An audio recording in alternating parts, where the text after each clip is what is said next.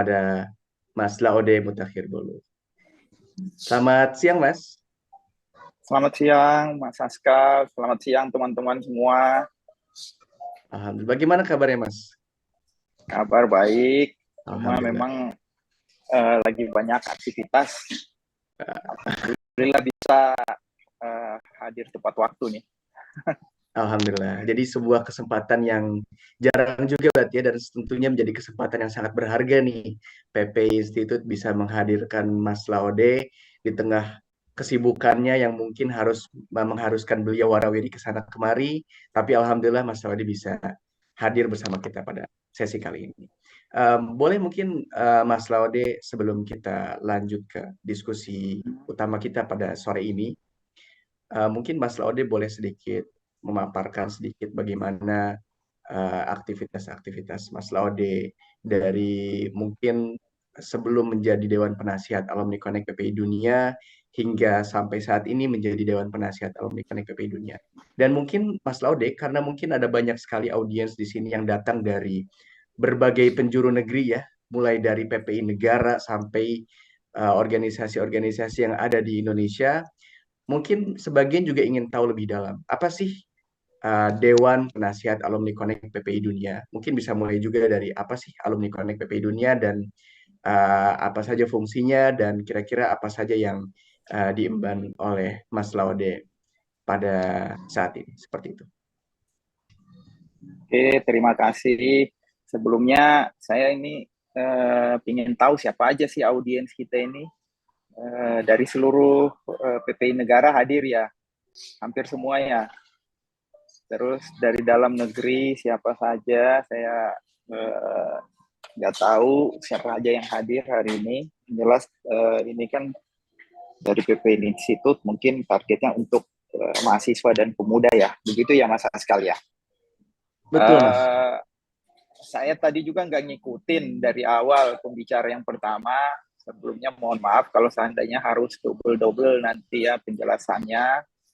Paling tidak saya lihat tadi Mbak Angki juga sudah menjelaskan beberapa hal itu yang berbasis data yang bagus. Jadi saya tidak mesti harus mengulang yang sangat berbasis data mungkin yang nanti kalau ngobrol ke depannya itu yang apa ya, yang aplikatif saja dari pengalaman-pengalaman kita di lapangan seperti itu.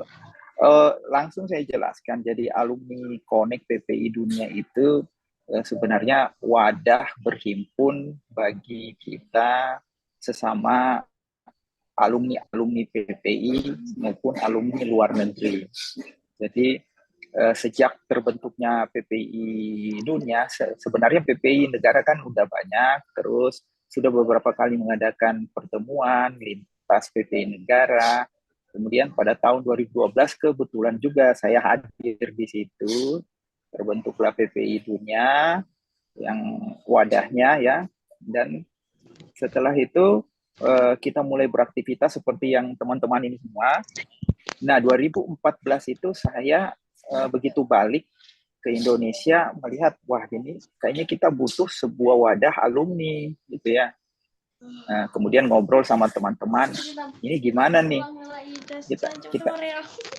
Kita butuh wadah alumni, tetapi kita nggak punya. Akhirnya waktu itu kita buat dulu caretaker ya, alumni PPI Dunia, karena kita tahu alumni ini sudah banyak yang senior dan kita tentunya untuk tahap awal itu beberapa tahun pertama bagaimana caranya semangat itu adalah semangat bersama gotong royong untuk sama-sama berbaur dalam alumni.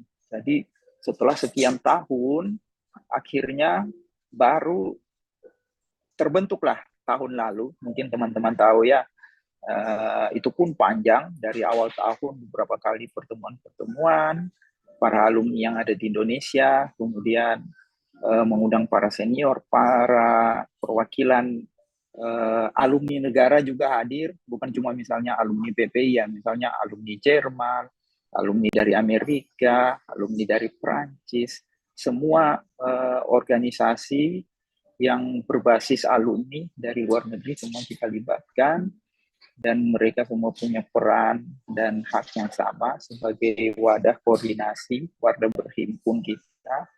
Dan Kalau nggak salah alumni Connect ini akhirnya juga apa ya, dibawa pada saat Kongres PPI Dunia ya, yang di Den Haag, kalau nggak salah di Den Haag atau di mana Amsterdam terakhir. Ya fungsinya itu tadi, kita kan terutama nih teman-teman yang S1 di luar gitu ya, itu kan tidak bisa kita pungkiri bahwa memang teman-teman itu butuh networking yang kuat juga di dalam negeri. Kalau tanpa adanya networking yang kuat, akan susah gitu ya. Saya bersyukur, saya dulu itu karena dulu S1-nya di UGM, pulang saya sudah ada yang namanya Kagama, keluarga alumni Gajah Mada. Tapi teman-teman yang lain itu kayak susah gitu ya, membangun apa ya, jejaring, bahkan banyak yang harus mulai dari awal. Nah, dengan adanya alumni Connect ini kita berharap fungsi-fungsi itu bisa dimainkan oleh teman-teman yang di alumni Connect ini, yang kita berjejaring dengan sesama alumni, baik yang senior mungkin yang sudah memiliki posisi-posisi penting di tanah air. Jadi pengalaman mereka itu tidak mesti harus kita ulangi semua dari awal. Kita bisa mendapatkan pengalaman mereka, menimba ilmu dari mereka. Jadi teman-teman juga yang balik dari luar negeri diharapkan bisa lebih mudah lah, bisa, orang bilang landingnya itu tidak keras lagi gitu ya, nggak usah harus memulai dari awal semua. Ada senior, ada peliti yang bisa membantu kalau seandainya diperlukan. Seperti itu, Mas Askal. Baik, terima kasih Mas Laude. Wah, ini artinya apa namanya, Mas Laude ini bisa membuktikan ya bahwa kita sebagai pemuda juga, ketika kita menemukan sebuah keresahan, ketika kita menemukan sebuah gap atau sebuah isu yang mungkin terlihat tidak begitu signifikan, tapi akan sangat berpotensi sekali kalau misalnya ide-ide seperti ini kan dibuat. Akhirnya dari situ makanya Mas Laude dengan rekan berinisiatif untuk membuat sebuah gebrakan, Mas ya. Nah, ini juga tadi berkaitan dengan apa yang Mas sampaikan. Kita mungkin bicaranya adalah terkait kolaborasi. Karena kalau kita berbicara tadi soal alumni dengan jejaring, itu kan artinya perlu adanya apa namanya, sifat kolaboratif dari setiap individu-individu yang ada di dalamnya, di dalam masyarakat ini, untuk pada akhirnya kita bisa mewujudkan gebrakan-gebrakan lainnya, seperti halnya di sini kalau kita berbicara soal manifestasi Indonesia Emas 2045. Nah, kira-kira mungkin bagaimana menurut pandangan Mas Laude sendiri? Bagaimana cara kita mengkolaborasikan pemuda-pemuda yang kita miliki saat ini, yang saat ini mungkin gak usah jauh-jauh, mungkin yang ada di Zoom meeting pada hari ini, untuk kita bisa melakukan kolaborasi yang konkret dalam kehidupan bermasyarakat. Kira-kira apakah ada kiat-kiat tersendiri atau mungkin ada strategi atau pendekatan tersendiri dari Mas Laude? Ya, Demikian, Mas. terima kasih. Jadi memang itu hal yang mudah ya disebutkan itu ya. Ada 3 tahap itu kan, kerjasama itu kolaborasi, terus koordinasi. Kalau kita tidak bisa kolaborasi, katanya kita koordinasi. Kalau kita nggak bisa koordinasi, minimal kita komunikasikan, kita sampaikan, kita punya kegiatan gitu ya. Biar sesama teman itu tahu. Itu memang mudah diucapkan, tetapi sukar memang ya kadang-kadang dalam implementasi. Dan kita kadang-kadang terlalu ingin sesuatu yang gede, padahal mulai aja dari hal-hal yang kecil ya. Nanti kan jadi terbiasa tuh kolaborasi dengan sesama teman-teman PPI di kota saja itu sudah susah tuh ya. Belum lagi kolaborasi misalnya nih teman-teman sesama mahasiswa ASEAN di kotanya masing-masing membuat sebuah kegiatan ASEAN gitu. Itu hal yang apa ya, sebenarnya kalau kita bilang itu kita butuh itu ya, misalnya Indonesia sebagai pada waktu yang lalu sebagai pimpinan ASEAN itu kita butuh itu, padahal itu hal yang simpel ya, dan teman-teman di luar negeri, teman-teman yang dalam melakukan itu, dan itu adalah sebuah wajah yang baru ya. bagi Indonesia bahwa peran serta teman-teman itu betul-betul terlihat. Ada peran people to people diplomasi telah terjadi di antara para mahasiswa di luar negeri. Nah, kita mulai dari yang mudah-mudah saja sebenarnya, dan ada tidak semua orang punya kemampuan mungkin.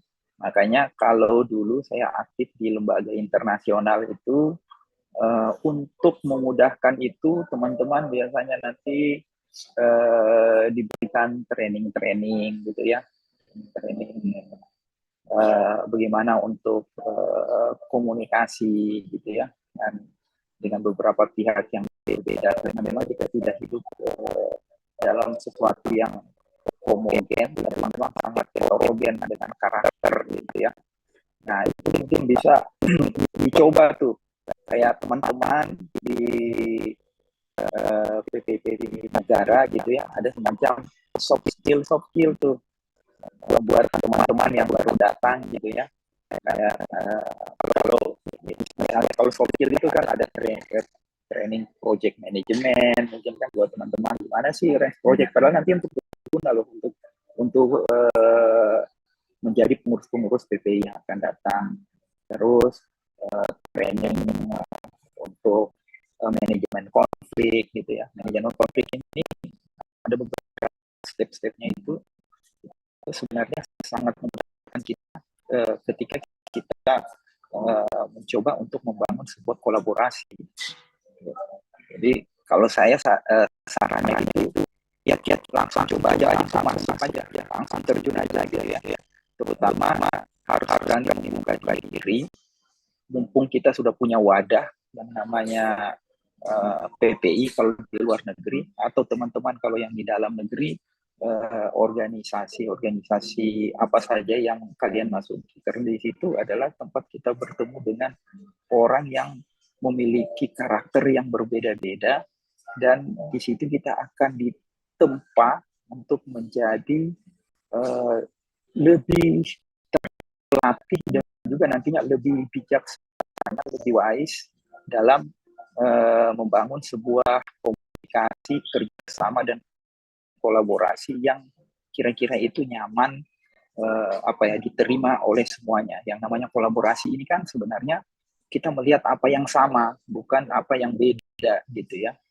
Nah, biasanya itu dari sekian orang, sekian kelompok mengkolaborasikan, kalau semuanya punya ide, masing-masing 5, 10, banyak ide, nggak perlu banyak-banyak semua dikolaborasikan, satu aja gitu, kira-kira apa yang kita bisa kerjakan bareng gitu.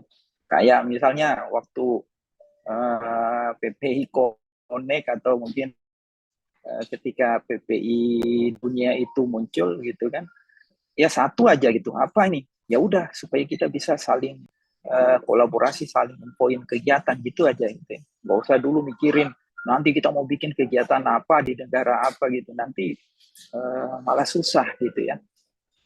Nanti kan levelnya itu sebelum sampai tahap kolaborasi, kita kan ada yang namanya itu tadi koordinasi. Nah, mungkin sekarang kan di antara PPI negara itu sudah sering berkoordinasi ya, atau paling tidak komunikasi nih, kayak sekarang kan kita lagi negara ini lagi buat gitu kan, dalam prosesnya kita tidak melakukan koordinasi, kolaborasi, pelaksanaan, tetapi kita menyampaikan, akhirnya itu membuat yang lain jadi tergugah, bagus juga ya model kegiatan itu. Nah, dari situ mulai ada respect, ada saling terjalin komunikasi terus, dan bahkan bisa jadi nanti yuk kita buat bareng-bareng yang lebih gede levelnya, Uni Eropa atau levelnya Asia, Oceania, bareng BEM di dalam negeri, atau bareng kelompok-kelompok pemuda yang bisa di dalam negeri. Kita mulai dari yang simpel aja, akan cari sesuatu yang kita sepakati bersama-sama, satu aja yang berburu dan berkembang. Gitu Mas. Baik. Mungkin pesan pentingnya adalah kecil atau sedikit, tapi progres agresif dan kolaboratif itu jauh lebih Nah, penting, Mas ya. ini cocok banget ini Mas Haskell. Saya cuma pintar mendengar aja, Mas, kebetulan. Nah, jadi seperti ini, Mas. Sebenarnya kan ketika kita berbicara sekarang ini eranya kolaborasi, ada beberapa statement yang muncul pada akhirnya yang muncul dari beberapa para tokoh influencer, kita bisa menyebutnya influencer, di mana mereka lebih sepakat dengan statement seperti ini, Mas. Sekarang ini bukan lagi zamannya kompetisi, tapi zamannya kolaborasi. Nah, saya melihat tadi Mas Laude menyampaikan pandangannya tentang kolaborasi pemuda. Saya cukup penasaran ini Mas dengan pandangan Mas sendiri terkait statement tadi Mas. Apakah Mas Laude setuju atau mungkin Mas Laude punya pandangan tersendiri terkait statement itu? Dipersilakan Mas, mungkin untuk memaparkan. Ya, eh, bagi saya kolaborasi penting, tetapi kompetitif itu juga penting. Cuma nanti kita harus melihat di mana batasannya, gitu ya. Karena kompetitif itu, jadi gini, ini kan ketika berbicara kolaborasi berarti melibatkan beberapa komponen, baik itu individu, berarti kolaborasi antar orang. Kalau antar organisasi, berarti kolaborasi antar organisasi. Dan tadi versusnya kan persaingan antar organisasi. Atau misalnya kolaborasi kalau dalam pembangunan daerah saling, misalnya regional marketing daerah sebelah dengan sebelah berebut turis gitu ya, gimana caranya mendatangkan turis masing-masing gitu. Nah itu apa ya, itu namanya kolaborasi regional gitu ya. Atau kayak multinasional itu kan sebenarnya sebuah organisasi yang diharapkan kolaborasi beberapa negara-negara ya. Nah, dalam tahapannya itu, karena saya mungkin basicnya orang yang suka sport, dari dulu saya ini suka sport, sampai kalau nggak sport itu pusing. Nah, dalam sport itu memang ada jiwa kompetitif, tetapi ada juga jiwa kolaborasi, gitu ya. Misalnya, karena saya suka apa ya, uh, lawan kompetitif saya itu adalah sahabat saya, gitu ya. Dan bisa jadi suatu saat saya berkolaborasi dengan dia, gitu ya. Yang penting kita berpikir sehat, gitu ya. Oke, kita tak punya kompetitif nih. Ketika kita mau berkolaborasi sekarang, misalnya ini aja ada kompetisi yang melibatkan PP kawasan Asia, kawasan Timur Tengah, ada kawasan Eropa. Otomatis kan teman-teman di situ berkolaborasi semuanya ya, membuat semua lintas negara itu untuk jangan kalah dong sama Asia Oseania. Nah, berarti kan kita ada yang kita ingin kejar di situ. Kita berusaha memang ingin yang terbaik, itu mungkin yang saya maksud, bahwa ada jiwa kompetitif di situ, iya perlu. Tetapi tanamkan nilai-nilai sportivitas, gitu ya. Nggak usah juga menjadi apa ya namanya persaingan yang buta gitu ya, sampai ibaratnya kalau kita kemarin nih, mungkin teman-teman yang di luar negeri atau dulu masih dalam negeri ngalamin 2014 2019 gara-gara pilpres sampai musuh-musuhan setelahnya gitu ya, padahal nggak dapat apa-apa juga semuanya kan gitu. Ngapain coba gitu, padahal energi kita kan bisa kita gunakan untuk yang hal-hal yang produktif. Dan saya rasa mungkin sesuatu yang terjadi dulu itu mungkin banyaknya oleh teman-teman yang kalangan Gen X ke atas. Kalau Gen Y, Gen Z itu teman-teman yang lebih muda ini harusnya jauh lebih apa ya, lebih simpel memahami seperti itu. Dan mereka kadang-kadang bilang, ih ngapain sih ini para ini orang sampai musuhan-musuhan. Dan itu mungkin juga karena pengaruh ini ya, apa ya, teman-teman ini sudah lahir di zaman informasi komunikasi gitu ya, artinya sudah jauh lebih bisa menimba ilmu lintas negara, sudah borderless semua. Jadi teman-teman harusnya bisa lebih wise mungkin kalau saya lihat. Jadi seperti itu mungkin kalau dari saya. Jadi kolaborasi ya, kompetitif itu untuk memacu kita. untuk menaikkan standar gitu ya. Nah, Baik, sangat mudah dipahami ya rekan-rekan yang lain bahwa kolaborasi itu sangat penting, itu menjadi tonggak utama, tapi kompetisi juga yang nantinya akan melahirkan jiwa-jiwa yang lebih tangguh ya tentunya Mas Laude. Baik, sedikit informasi Mas Laude. Jadi sekarang sudah ada hampir lebih dari 800 peserta yang hadir melalui Zoom ini. iya, halo semua. Ya, berbagai elemen pemuda berada di sini. Ada dari Badan Eksekutif Mahasiswa, PPI, PPI Negara, PPI Dunia, bahkan ada juga komunitas komunitas Youth Ranger Indonesia ya. Uh, jadi di sini kita semua Itu komunitas berkumpul. apa tuh? Yacht Ranger itu komunitas apa tuh? Youth Ranger Indonesia ini merupakan sebuah komunitas pemuda Indonesia ya, yang tentunya basisnya ada di Indonesia. Nah, ini sebenarnya punya banyak apa namanya, punya banyak objektif ya. Kalau kalau saya nggak salah nih, nanti tolong dikoreksi ya, Mas Rizky, Mbak Caca. Oke, oke. Ya, jadi sebenarnya wadahnya adalah wadah pemuda yang mereka ingin tampil produktif, yang mereka ingin berkontribusi untuk masyarakat dan pembangunan bangsa inilah tentunya.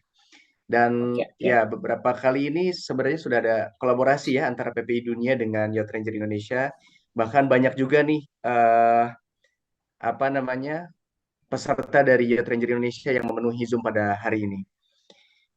Ya, jadi ini juga kami sangat membuka pertanyaan dan diskusi dari rekan-rekan semua yang ada di sini. Silakan, mumpung ini adalah momennya bagi kita untuk berdialog, berdiskusi dengan orang-orang hebat. Jadi nggak masalah Mas Ode ya, kita open Q&A juga ya. Nggak apa-apa, nggak apa-apa. Nanti saya bantu ini juga dicatat, jangan sampai saya lupa. Nanti Oke, saya sambil siap, siap, catat saya. siap, tentu akan saya sampaikan. Saya sambil ngopi dulu ya. Oh iya, baik, Nggak baik, apa-apa ya. silakan, Saya silakan. seruput kok. Wah, ini dipancing sekali langsung pada angkat tangan nih Mas Laude ini. Kira-kira gimana nih Mas? Mau langsung kita dialog aja kah? Atau mau ada yang disampaikan dulu dari Mas Laude? Eh, Mungkin 5 menit aja gitu ya. Saya sampaikan. Nggak panjang-panjang. Ini karena temanya sehubungan dengan muda gitu ya. Paling saya cuma ingin menyampaikan ini yang hadir semua pemuda, dan menurut perkiraan saya hampir semuanya juga mungkin mahasiswa atau kalangan terpelajar ya kan, yang hadir di sini. Nah, ini udah lengkap lah, ini udah pemuda pelajar, berarti kalian ini udah harapan-harapan bangsa semua gitu ya, yang semangatnya masih tinggi-tingginya gitu ya, karena kita masih merasa muda juga, masih merasa semangat tinggi gitu ya, tetapi kita tahu gitu ya, kita pernah seumuran adik-adik itu semangatnya jauh lebih tinggi ya. Itu keep spirit itu karena spirit itu dibutuhkan oleh teman-teman, dan ibaratnya kita bilang gini, senior bahkan mungkin negara membutuhkan spirit itu, spirit perubahan, dan apa ya, spirit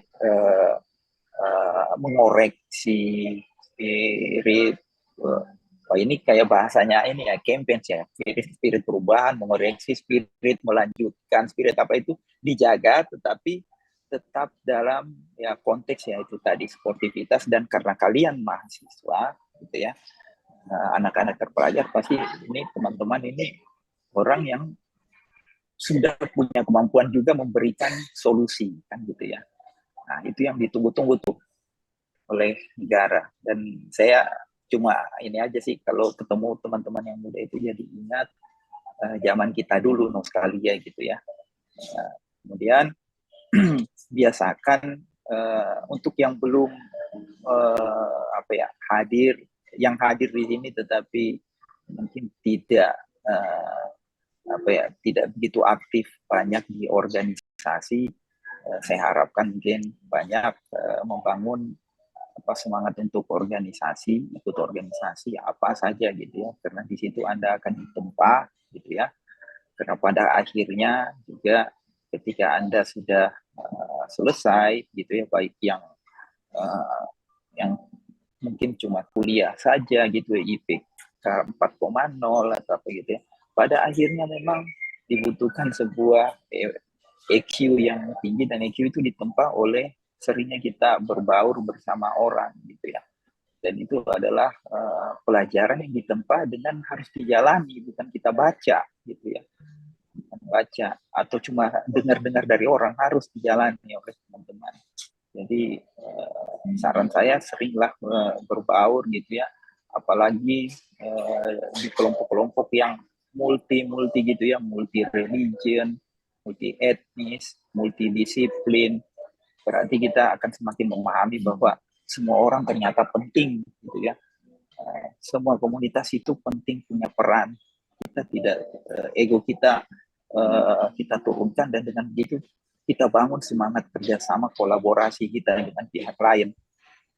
Kita akan lebih wise, dan saya yakin kalau kita bersama-sama kita akan lebih cepat untuk maju gitu ya.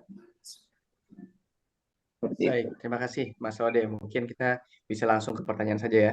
Jadi ini berkat bantuan dari panitia juga sudah membantu untuk memfilter. Sekarang ada 2 pertanyaan dulu yang akan kita proses. Mungkin satu-satu aja ya Mas Laude ya. Pertanyaan pertama ini dari Avita Hani Pitaloka, Youth Ranger Indonesia, Universitas Negeri Semarang ya. Semarang. Ya, apakah hadir? Halo. Ya ini sudah hadir nih, Mas. Boleh mungkin Mbak Avita untuk menyampaikan pertanyaannya langsung kepada Mas Laude. Sebelumnya, Assalamualaikum warahmatullahi wabarakatuh. Waalaikumsalam warahmatullahi wabarakatuh. Baik, sebelumnya perkenalkan nama saya Tani Pitaloka dari Universitas Negeri Surabaya sebenarnya, Kak. Oh, Surabaya. Wah, ini banyak atletnya di sana tuh. Top tuh, Wenes. Saya dari Prodi Ilmu Komunikasi dan sekaligus dari Youth Ranger Indonesia ingin menyampaikan pertanyaan kepada Bapak Laude terkait bagaimana sih strategi untuk bisa membangun suatu jiwa pemuda yang kompetitif dan juga membangun suatu kolaborasi yang sehat tanpa ada suatu unsur unggulan, atau masih nih di dalam jiwa pemuda ini masih tertanam jiwa unggul atau merasa diri lebih baik dari anggota yang lain. Sebelumnya terima kasih. Ya. Baik, cukup clear Mas Laude ya? Ya, cukup clear. Itu mungkin seperti yang tadi saya sampaikan ya, bahwa memang perlu memang kita untuk berkolaborasi, itu perlu ya, membangun kerjasama, membangun semangat untuk bersama gitu ya. Tetapi kayak tadi nih, salah satu penekanannya bahwa memang ketika kita berkumpul itu ada aja gitu yang merasa dia yang paling bagus gitu kan, yang paling pinter, yang paling bisa memimpin, paling apa. Itulah memang karena kita berkumpul, jadi kita mengenal ternyata karakter orang itu banyak ya, gitu ya. Ada karakter yang memang karakter dia harus di atas terus tuh, ada yang karakter di tengah-tengah gitu, ada yang karakter sifatnya aku mah ikut-ikut aja gitu kan. Nah, dari organisasi itu biasanya akhirnya kita akan menempa diri bahwa ternyata orang itu yang karakternya sangat eksplosif gitu ya, yang selalu pingin dilihat itu dia harus belajar gitu ya untuk dengan teman-teman yang lain gitu ya. Kemudian yang karakternya selalu ikut-ikutan gitu, misalnya akhirnya oleh organisasi dia kan itu suka ikut-ikutan, begitu ada kegiatan dia yang ditunjuk gitu kan, jadi ketua, jadi apa gitu, diajarin gitu kan, biar jadi ini, ganti-gantian dong, karena kan kita itu wadah kita untuk aku bilang kawah Chandra di muka teman-teman untuk menempa diri itu selagi kuliah itu dimanfaatkan baik-baik ya. Itu apalagi di lingkungan dimanapun kalian berorganisasi. Dan seperti itu saya yakin gitu ya, teman-teman itu paling tidak level pengalaman organisasinya nanti akan mirip-mirip lah, tapi tetap aja tuh ada 1-2 yang tetap seperti itu gitu ya. Dan biasanya dengan sendirinya juga lama-lama orang yang ibaratnya kalau dalam statistik itu kan dia berarti keluar gitu ya. Apa ya? Jadi dia sendiri nanti akan membentuk jarak dengan teman-teman yang lain. Bisa jadi nanti yang lain tidak akan ngikut ke dia gitu ya. Orang lain kan akan membentuk kelompok-kelompok lain lagi di dalam kelompok-kelompok itu. Nah, kalau dia sadar gitu kan, itu biasanya introspeksi, oh ternyata saya keliru gitu ya. Itu syukur. Kalau enggak nanti kan apa ya, bisa jadi dia akan kebablasan seperti itu. Itu biasanya makanya dibutuhkan juga kalau di organisasi itu dimanapun kan ada senior yang bisa membantu melihat gitu kan. Oh ini yang bisa nasihati teman-teman. Tapi semangat aja kalau buat Avita gitu ya.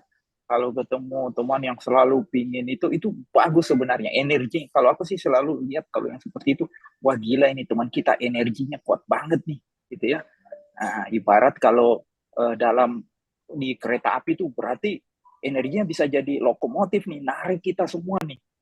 Antara kita backup penuh, gitu kan, atau memang kita harus sadarkan juga dia sedikit gitu ya. Lu mau jalan sendiri tetapi kita gerbong keteteran nih, terlepas semua nih, musuh-musuhan semua nih gitu. Nah itu keep spiritnya gitu ya gitu.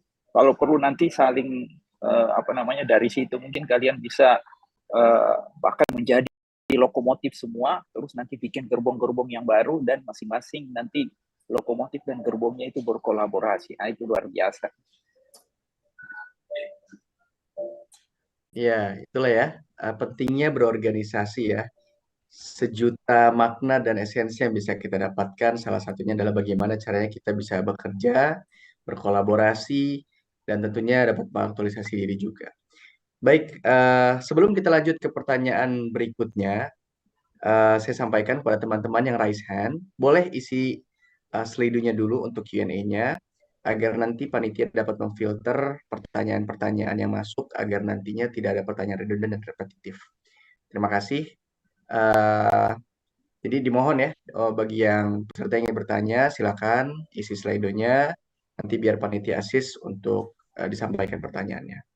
Baik, pertanyaan berikutnya dari Reki Syafira Nur Afifah Sumarna. Apakah hadir?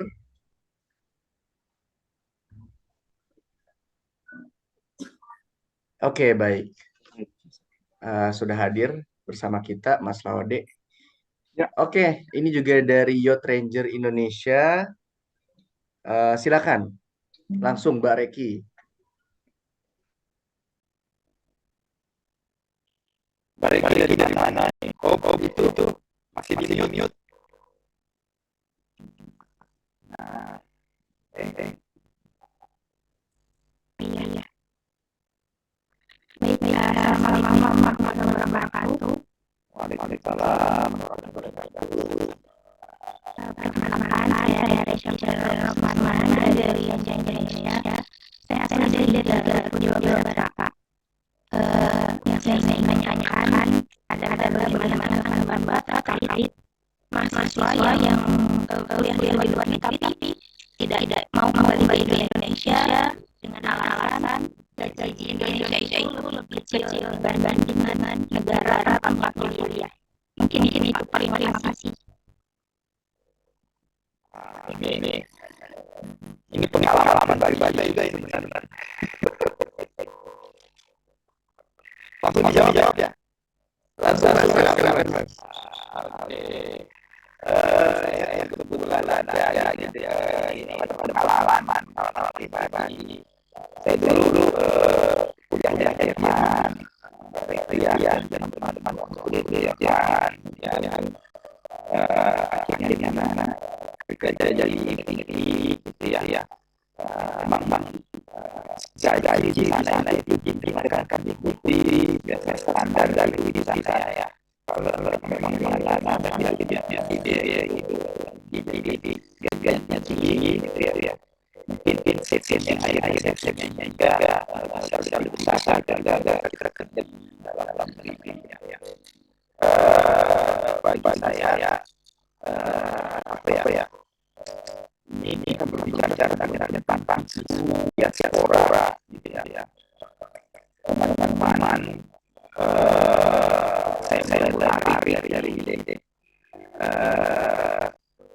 demo kita kan ada bonus demokrasi yang agak panjang ini, kebetulan baru pertanyaannya.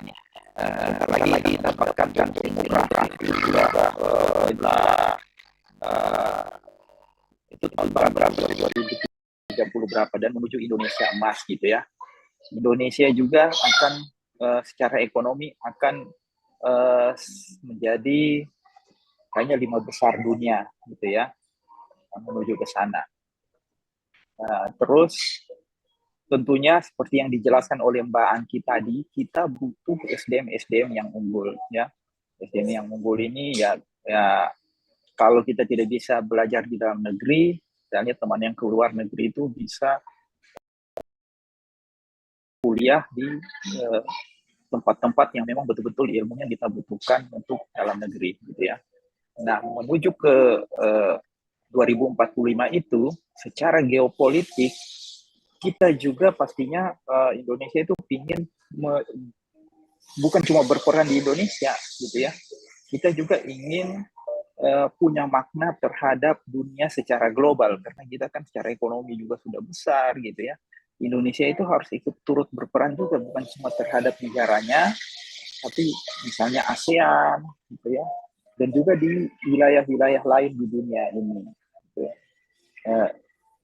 Jangan kebayang dulu bahwa misalnya kita sekarang ini ya, kondisi ekonomi seperti ini, harapan kita kan tadi kalau semuanya on the track 2030, 2045 Indonesia emas, Indonesia sudah menjadi negara maju.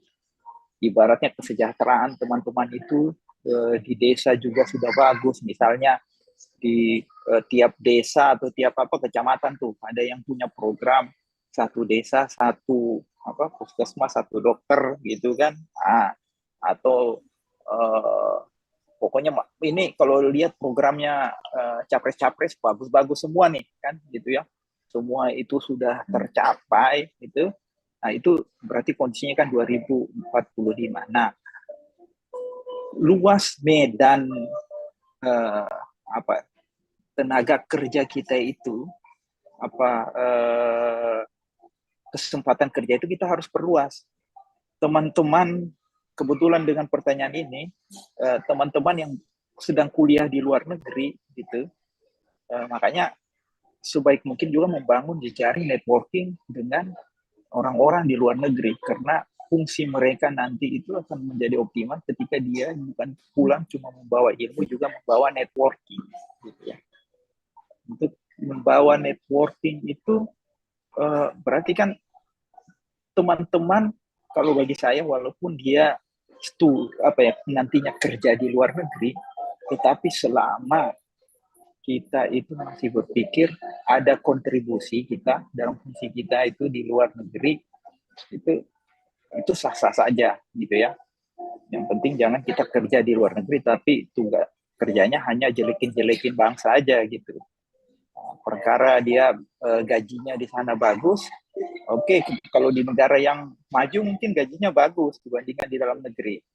Kalau yang di negara yang di mana gitu, di entah mungkin wilayah Afrika mana kebetulan dia kuliah di sana, mungkin dia akan merasa lebih sejahtera dia pulang ke Indonesia gitu ya. Jadi bagi saya dimanapun kalian berada gitu ya, silakan kalian berbakti, kemudian rebut posisi-posisi itu dimanapun kalian berada, bahkan posisi-posisi internasional.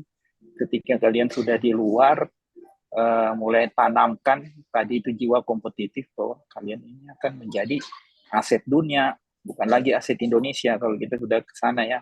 Artinya kita siap ditempatkan di mana-mana, tetapi saya tetap cinta tanah airku gitu ya. Nah, jadi kalau besok-besok misalnya ada teman-teman juga yang dari luar negeri menjadi utusan di lembaga-lembaga internasional, ada keputusan lembaga internasional itu, berarti kita punya perwakilan di situ, tetapi bukan dari Indonesia, bahkan dari negara lain. Suara kita di lembaga-lembaga internasional itu akan semakin banyak. Dan memang itulah target-target kita untuk geopolitik global menuju 2045. Kita semakin memainkan peran di dunia internasional. Seperti itu, Pak Reki. Baik, Mbak Reki sudah terjawab ya. Ya, terima kasih. Oke, baik. Kita gas terus lagi Mas ya. Masih banyak Yuk, pertanyaan ini. yuk, Ini gas, sedikit gas. gambaran juga Mas. Mungkin banyak juga nih beberapa di antara peserta yang hadir pada hari ini adalah calon-calon influencer di masa mendatang, kan? Jadi, jadi makanya mungkin kita buka open Q&A-nya sebesar-besarnya, seluas-luasnya. Dan kembali lagi mengingatkan kepada seluruh peserta, bagi yang ingin bertanya silakan isi pertanyaannya lewat slide. Terima kasih.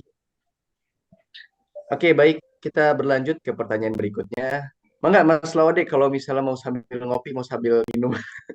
Iya, ini kopinya nikmat banget. Waduh.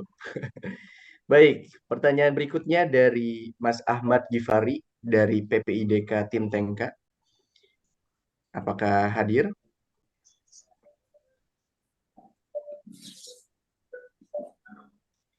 Kepada Mas Ahmad Gifari dari PPIDK Tim Tengka.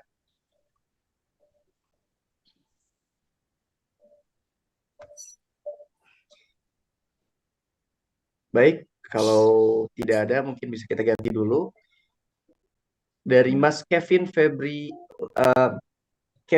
Lantang Pasolang. Sudah hadir ya. Baik, Mas. Ya, terima kasih untuk kesempatannya. Apa suara saya terdengar? Terdengar jelas. Dengar, bagus. Baik, perkenalkan saya Kevin Febri dari Umum, tapi baru-baru ini saya baru lulus kuliah.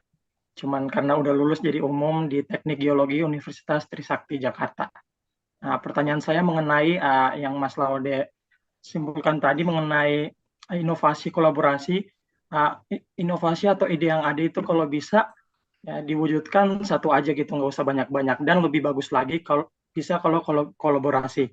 Nah, pertanyaan saya gimana kalau ide atau inovasi kita yang kita mau buat kolaborasi untuk diskusi bersama itu ternyata malah ditolak oleh pihak-pihak pemegang kekuasaan gitu atau stakeholders. Saya kasih contoh kasusnya, saya kutip dari waktu Menteri Dahlan Iskan pernah di situ ada penemu mobil listrik namanya Ricky kalau nggak salah tahun 2014 itu udah buat energi ramah lingkungan gitu yang mobil listrik tapi penolakannya ditolak terhadap perizinan. Contoh lain dari kajian kebijakan yang dibuat oleh Climate Change atau Greenpeace Indonesia terhadap perubahan iklim di Indonesia 10 tahun terakhir, ternyata itu tidak terimplementasikan gitu Pak. Karena kepentingan pemegang kekuasaan yang mikirnya, nggak usah kita, nggak perlu inovasi kayak gitu, mikirin hal lain gitu. Padahal kolaborasinya itu udah dibilang menurut saya sangat baik gitu untuk kepentingan banyak orang. Gimana Pak? Terima kasih. Terima kasih Mas Febri. Ini balik lagi ya, bahwa kolaborasi itu nanti kan ada levelnya. Gitu.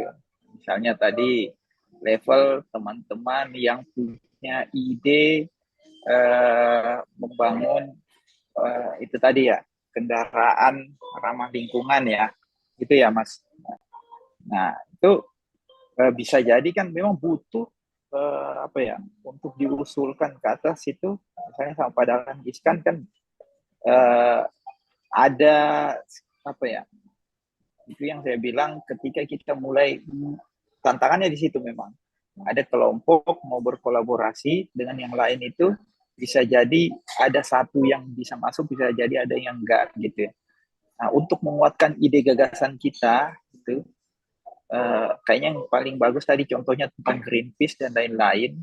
Greenpeace misalnya itu sudah mempunyai data dan untuk perubahan Indonesia itu mereka butuh Indonesia seperti ini. Sementara Indonesia itu sudah punya target-target khusus gitu ya. Nah itu berarti kan efek kolaborasinya itu nanti teman-teman Greenpeace yang punya ide untuk kebaikan negara sama-sama berpikir untuk membela tanah air ini, ya kan? Itu bisa berkolaborasi tuh dengan teman-teman WWF, itu dia tadi. Sama, nggak mesti harus kita paksakan ke sini gitu kan. Oke, untuk menguatkan kita berarti kita kolaborasi sama teman WWF. berarti kita kolaborasi lagi dengan teman-teman konservasi internasional gitu kan, CI, atau dengan teman-teman mana lembaga internasional memang kita sama seide segagasan gitu ya.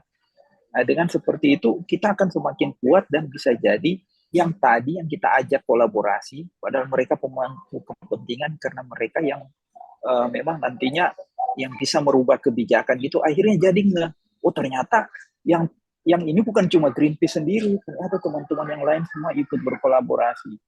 Dan itu mungkin nanti ada masuk lagi ke tema-tema khusus ya, misalnya nah ini kan teman-teman yang tadi ini kita harapkan anak-anak muda yang memang sangat-sangat energik dalam rangka membawa atau mengusulkan ide-ide kebijakan yang betul-betul luar biasa gitu ya. Ada teknik-teknik lagi, teknik pendekatan, nah itu mungkin harus sangat khusus ya. Itu yang namanya lobbyis gitu ya. Nah, lobbyis ini konotasinya di Indonesia memang kita kan negatif gitu ya. Tukang lobby, wah ini selalu orang mikirnya ada amplopnya gitu kan. Padahal sebenarnya enggak. Kalau di beberapa lembaga internasional itu memang ada yang posisinya itu lobbyis. Lobbyis itu mungkin kalau di Indonesia lebih banyak gitu kayak LO-nya ya, liaison-nya. Jadi dia itu yang nanti begitu kalian kalau anak-anak muda itu kan udah mulai ngerti, oh ternyata untuk mendekati perubahan kebijakan ini yang paling bisa didekati itu orang ini, kelompok ini, mekanisme pendekatannya seperti apa. Itu serunya tuh kalau kita sudah masuk ke ranah bagaimana untuk menggolkan ide kita gitu ya.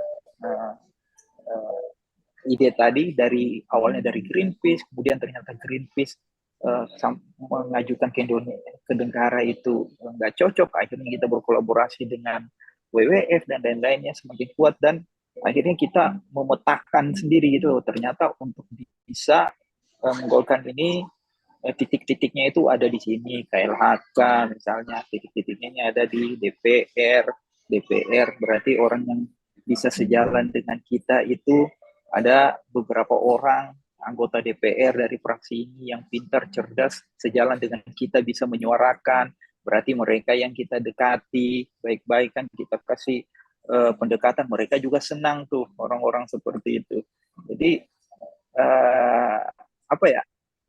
itu seninya sih, seni untuk berkolaborasi dan bagaimana menggolkan ide gagasan.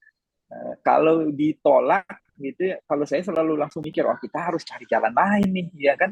Selama ini kita yakin bahwa ini baik gitu ya, ini mungkin yang terbaik untuk bangsa kita.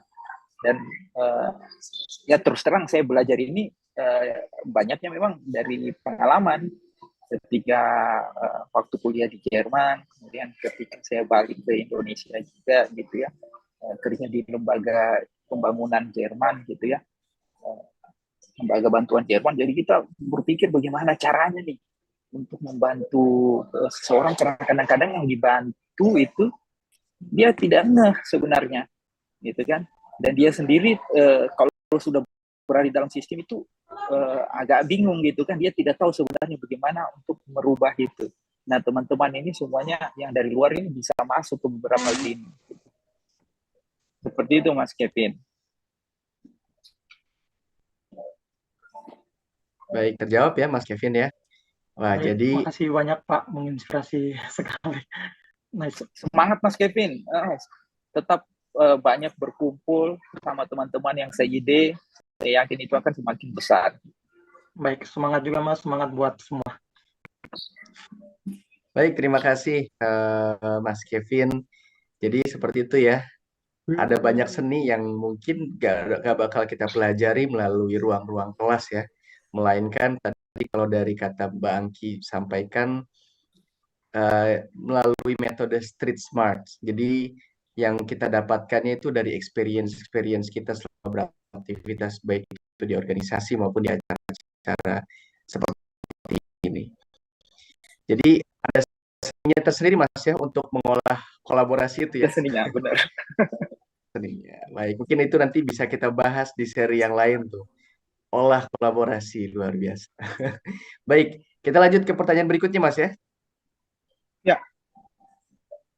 Oke, baik. Pertanyaan berikutnya dari Ida Ayu Gede Gita Sunarawita. Apakah hadir? Dari Youth Ranger Indonesia, Ida Ayu Gede Gita Sunarawita.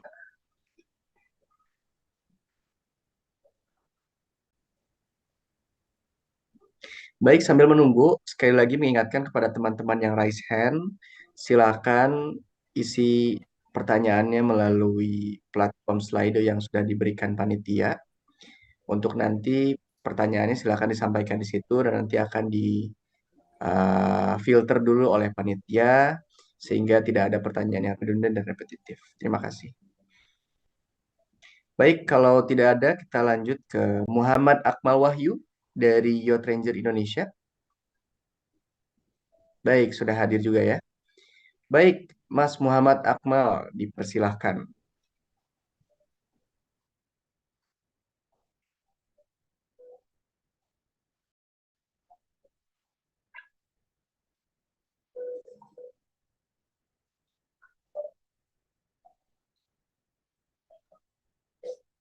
Masih di mute. Mas Akmal masih di mute suaranya. Terima kasih atas kesempatannya. Sebelumnya, Assalamualaikum warahmatullahi wabarakatuh. Waalaikumsalam warahmatullahi wabarakatuh. Perkenalkan Pak, nama saya Muhammad Akmal Wisatrian dari Youth Ranger Indonesia. Saya sendiri mahasiswa semester 2 tahun ini di Universitas Mula Warman. Pertanyaan saya, bagaimana langkah pemuda untuk aktif dan kolaboratif di masa pendidikan dalam zaman yang kian berkembang saat ini yang penuh dengan teknologi? Apa jelas, Pak? Sempat hilang tadi. Sempat hilang suaranya. Bagaimana langkah pemuda untuk dapat berperan aktif dan kolaboratif di masa dalam menjalani pendidikan dalam zaman yang kian berkembang saat ini? Ya. Terima kasih. Baik, Mas Laude, apakah terdengar? Terdengar. Cukup jelas, Mas ya? Ya. Oke, baik. Persilakan, Mas. Ya. Artinya di zaman sekarang ini kan dengan berkembangnya ICT ya, Information and Communication Technology, itu betul-betul kolaborasi kita itu sebenarnya jauh lebih mudah gitu ya. Kita bisa berkomunikasi dengan teman lain atau berkoordinasi atau kolaborasi itu nggak mesti kita harus bertemu, bertatap muka gitu kan dalam merencanakan sebuah kegiatan. Dan saya lihat memang pola komunikasi teman-teman yang Gen Y, Gen Z ini udah sangat kalau kita melihat ini fenomenanya ini udah luar biasa ini teman-teman ini ya. Mungkin karena memang lahir di zaman ICT yang luar biasa gitu. Bahkan kadang-kadang beberapa kelompok itu saya lihat mereka merencanakan sesuatu itu kolaborasinya udah bukan sesama teman-teman dalam negeri, udah dengan luar negeri gitu ya. Baik itu misalnya dengan PPI orang Indonesia di luar negeri ataupun orang asing gitu ya, mereka merencanakan sebuah kegiatan bersama. Jadi bagi saya teman-teman ini manfaatkan ICT yang sudah ada gitu ya, tetapi memang saya sebagai Gen Z, Gen X itu masih merasakan bahwa ICT kayak medsos dan lain itu sepertinya kayak nggak ada feeling gitu ya, nggak masuk ke situ ya. Tetapi saya melihat justru kalau teman-teman Gen Z itu mereka dapat gitu ya, bahwa dalam percakapan atau apa gitu ada. Dan kalau kayak saya ini masih beda itu ketemu langsung untuk merancang sesuatu bersama-sama gitu ya, berkumpul dengan hanya sekedar lewat pertemuan online medsos gitu ya. Kalau Gen X kayaknya mereka setiap saat udah bisa langsung ngobrol, ketemu gitu ya, yuk kita ketemu ngobrol gitu. Nah ini apa ya, tapi kami belajar kalau kami gitu ya di gen kami, dan itu memang mau tidak mau generasi saya dan generasi ke atas itu juga akhirnya mau belajar menggunakan teknologi, dan saya pikir itu sangat berkembang pasca COVID lalu gitu ya. COVID lalu itu hampir semua orang sekarang sudah menggunakan media teknologi, termasuk kita hari ini akhirnya kita pakai Zoom ya. Ini dengan Zoom ini kan kita bisa lintas negara, borderless gitu ya. Kita bisa merencanakan sesuatu bersama-sama di sini. Yang penting semangatnya sama, kita bisa terus jalan gitu ya. Saya sedikit cerita, pada saat COVID itu saya kan sedang di kantor staf presiden, sedang tugas di sana. Sementara ya yang Mbak Angki itu di SKP ya, staf khusus presiden, saya jadi presiden. Jadi kita kan zamannya itu banyak kerahasiaan negara, gitu ya. Kerahasiaan negara, di situ juga ada seninya. Tidak semua hal-hal harus kita komunikasikan atau meetingnya lewat Zoom, meetingnya harus bertemu langsung. Itu nanti mengenai hierarki kerahasiaan gitu ya. Tetapi kalau saya pikir dengan seperti itu juga kan platform-platform itu terus berkembang juga, bahwa mereka juga bisa menjaga kerahasiaan gitu ya. Kayak seperti kita sekarang. Dulu kan awal mulanya itu orang bilang itu bisa di hack, bisa di apa gitu. Tapi sekarang semakin ke sini para pencipta itu juga bisa menjaga kerahasiaan. Jadi itu bisa dipakai juga sih. Dan saya yakin teman-teman juga kan nggak ada pertemuan kolaborasinya kan bukan untuk makar, untuk menghancurkan negara, tapi untuk pembangunan. Jadi saya juga takut gitu ya. Moga Mas Akmal dimanfaatkan aja IC yang ada, dan justru itu akan sangat menolong untuk mendapatkan jalin komunikasi, koordinasi, kolaborasi.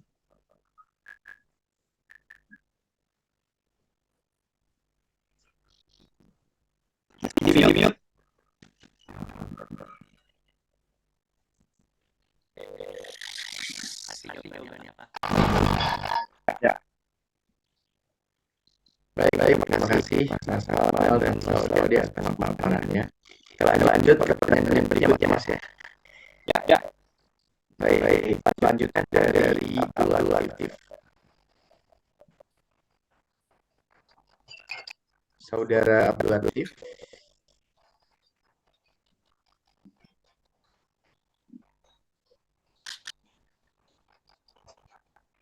Ya, Saudara Abdul Latif, dipersilakan.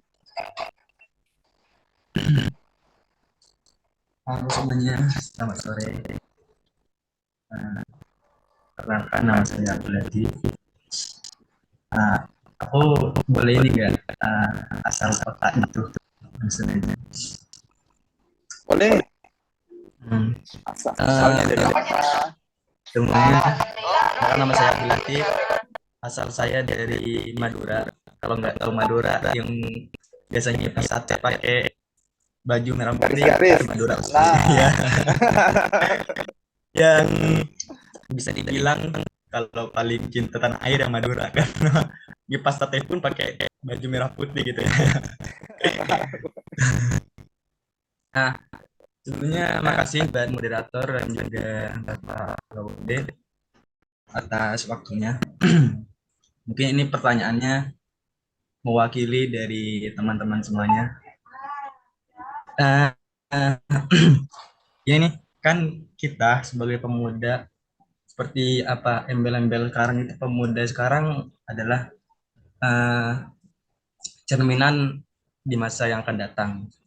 Jadi pertanyaan saya, hal spesifik apa sih eh, peran pemuda atau sebagai cermin eh, di masa depan di Indonesia emas 2045 seperti itu Pak.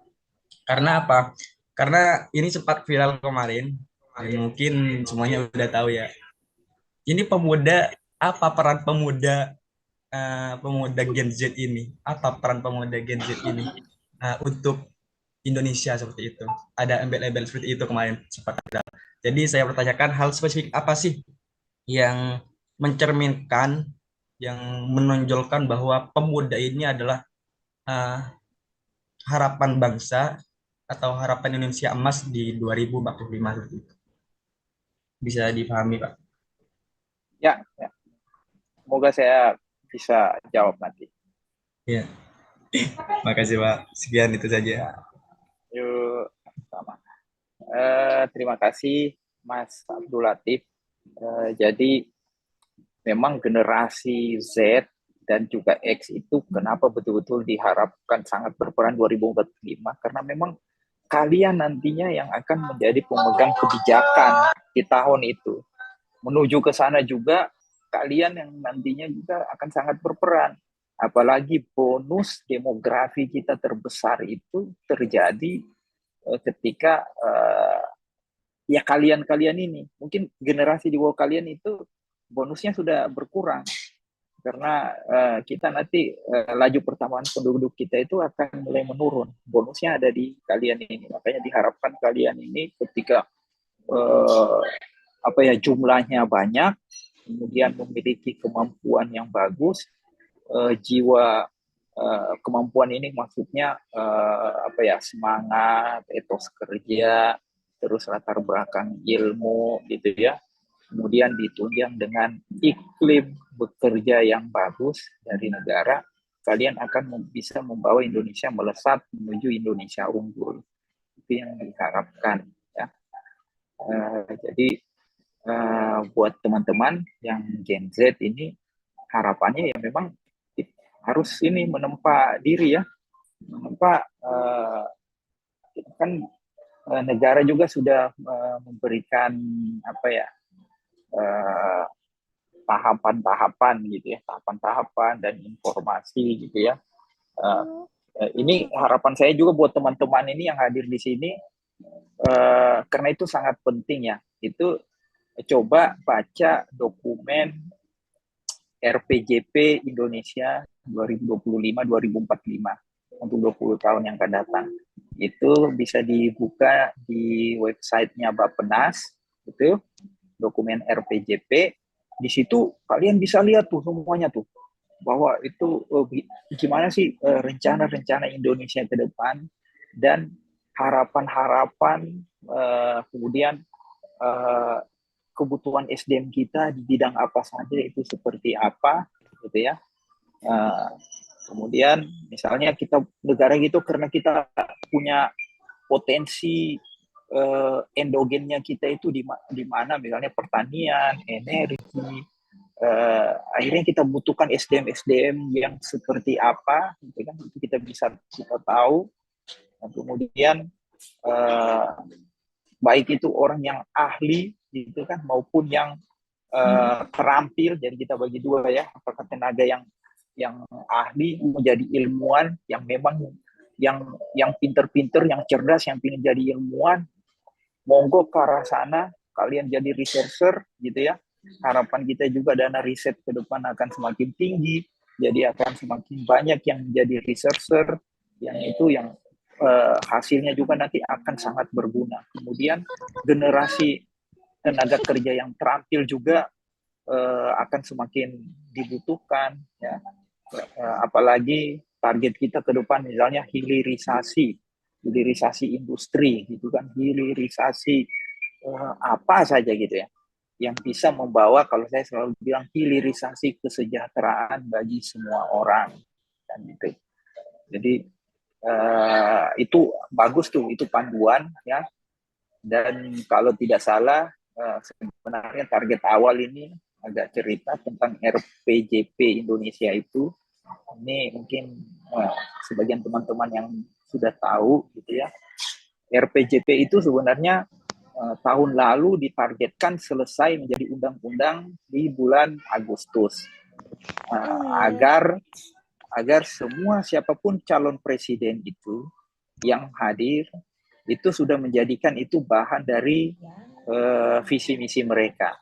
Karena apa? Karena negara ini biar pembangunan itu tetap sejalan, gitu ya, antara pemerintahan sebelumnya dengan pemerintahan yang akan datang. Dan saya lihat juga kalau sekarang ini kita lihat visi misi masing-masing capres yang ada juga sebenarnya mereka sudah mengakomodir itu, walaupun sebenarnya undang-undangnya belum jadi diketok, tapi mereka sudah mengakomodir. Artinya memang semangat untuk bersama bangsa ini untuk menuju Indonesia 2045 itu ada. Ya. Kalau yang saya lihat di level elit ini, walaupun memang ketika dalam kontestasi itu masing-masing kan ingin kelihatan lebih unggul, tapi semangat itu ada. Karena ada koridor kita yang menjaga kita itu untuk menuju ke sana, itu adalah RPJP kita itu. Jadi bagus tuh kalau teman-teman ini menyempatkan diri, coba baca tuh RPJP itu. Kali aja nanti lihat kan, misalnya, oh saya ilmunya ini, oh ternyata RPJP ini yang berhubungan dengan saya ini loh. Mereka sampai 2045, atau kayak tadi Mas Abdul Latif, coba lihat di Madura, Mas Abdul Latif itu Madura, Jawa Timur, dan ini itu ditargetkan seperti apa sih ke depannya menurut dokumen itu, proyeksinya seperti apa. Dan itu yang namanya dokumen menjadi dokumen yang tidak bisa berubah ya. Siapa tahu justru Mas Abdul Latif bisa memberikan masukan, karena memang dokumen itu akan selalu direvisi gitu. Jadi itu sudah bagus, dokumen dasar, monggo dicek teman-teman semuanya. Itu bagus tuh sebagai bacaan untuk kita bisa tahu gitu agenda bangsa kita ini sendiri. Terima kasih. Baik, Mas Abdul Latif, sudah terjawab ya? Ya, sudah Pak. Sudah. Makasih Pak. Makasih banyak. Baik, terima kasih Mas Abdul Latif, Mas Lawade. Ini karena ada sekian ratus pertanyaan yang masuk ya. Mungkin setelah ini adalah pertanyaan yang terakhir, Mas ya. Nah, betul. Iya. Baik, ini pertanyaan terakhir dari Muhammad Fadlur Rahman dari PPI Taiwan. Apakah hadir?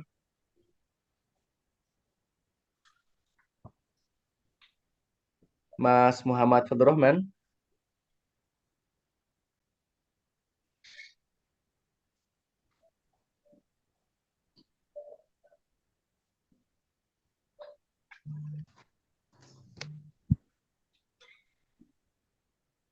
Baik, sekali lagi kepada Mas Muhammad Fadlur Rahman.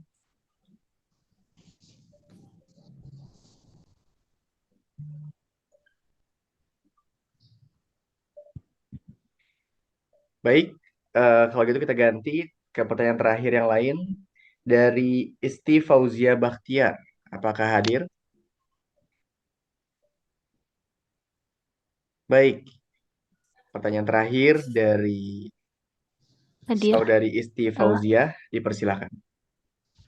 Baik, sebelumnya terima kasih. Assalamualaikum warahmatullahi wabarakatuh. Waalaikumsalam. Terima kasih atas izinnya, waktunya dari moderator, dan izin bertanya, Pak, mengenai adanya kolaborasi dari kalangan pemuda saat ini.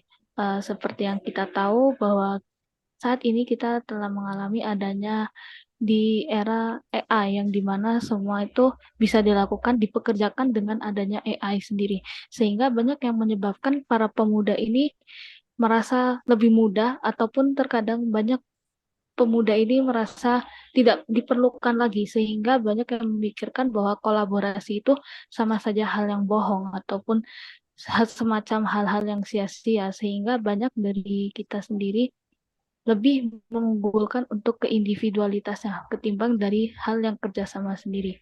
Oleh sebab itu, pertanyaan saya, apakah ada hal atau solusi yang kreatif bagi dari kita sendiri mengenai adanya kolaborasi di era AI yang saat ini? Terima kasih, Pak. Terima kasih, pertanyaannya bagus. Langsung aja ya, Mas Askal. Jadi gini, memang balik lagi ke tadi ya, seperti yang saya jelaskan itu, bahwa tipe orang masyarakat itu berbeda-beda karakternya ya, memang ada yang sangat individual gitu ya, ada yang sangat sosial gitu ya, ada yang berpikir jangka panjang, ada yang kalau jangka panjang disuruh kerja jangka pendek operasional gitu dia nggak bisa, tapi dia memang mikir. Ada yang memang dia maunya kerja yang simpel-simpel, kalau disuruh mikirin yang perencanaan yang panjang-panjang 20 tahun yang akan datang dia nggak suka gitu ya. Nah, karena wadah kita berkumpul tadi itu ya, saya sih sering menyarankan teman-teman itu memang sering berorganisasi, jadi kita jadi tahu tuh ya, dan tahu karakter orang gitu ya. Nah, kalau ibaratnya tim gitu ya, kebetulan saya olahraganya bola itu saya sudah pernah jadi kiper, jadi back, jadi gelandang, jadi striker, jadi pelatih, bahkan jadi wasit. Saya punya sertifikat wasit. Jadi ibaratnya gini, kita itu akhirnya nanti melihat pakai helikopter view. Ternyata memang bagaimana, ada nanti orang yang memang dia lebih menyukai itu. Jadi dengan adanya AI, ICT ini, ada yang orang individu itu dia semakin individu, orang yang sosialis semakin gini ya.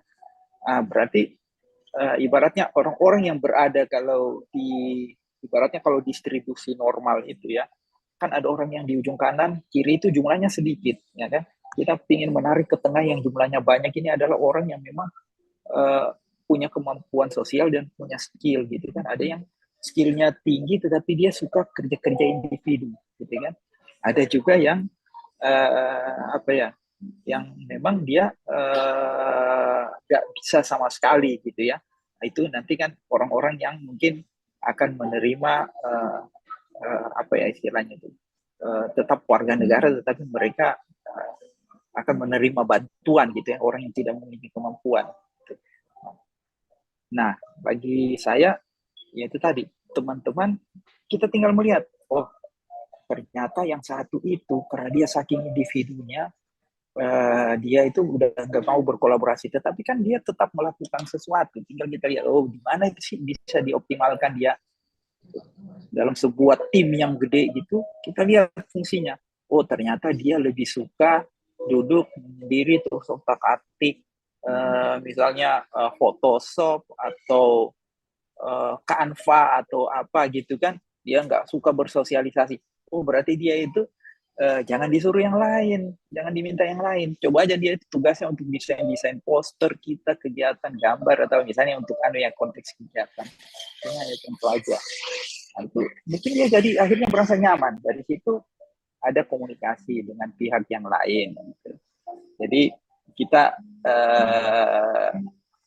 biasanya kan teman-teman kalau sudah sering berorganisasi nanti akan lebih wise, lebih bijaksana, melihat bahwa semua orang itu punya potensi dan bagaimana kalau bisa berkolaborasi bagus, kalau tidak koordinasi, kalau tidak komunikasi, kemudian nanti bisa dioptimalkan, dilihat oh yang ini bisa ditempatkan ke sini, yang ini ke sini, karena dia bisa kita akan menjadi lebih wise mengoptimalkan segala potensi yang ada di kita, dan itu sebenarnya makna dari kolaborasi juga sebenarnya.